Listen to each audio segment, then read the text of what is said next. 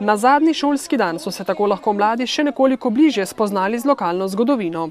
Zgodovina je temelj, bom rekel, vsake narodove samozavesti. Tako da pri nas je pa malo premalo poudarka danega na srednji vek, pa vse, kar je srednji vek prinesel v Sloveniji tudi. Tako da želimo s tem spodbujati predvsem zavest, krepiti to identiteto našo, tudi slovensko, in povedati, da smo narod z dolgo zgodovino. Tu tujci, recimo, ki prihajajo k nam, dobimo nagrad tudi dovolj gostov iz Amerike in iz ostalih držav, ki nimajo toliko zgodovine, pa se je zanimivo to toliko bolj zavedajo in so ponosni.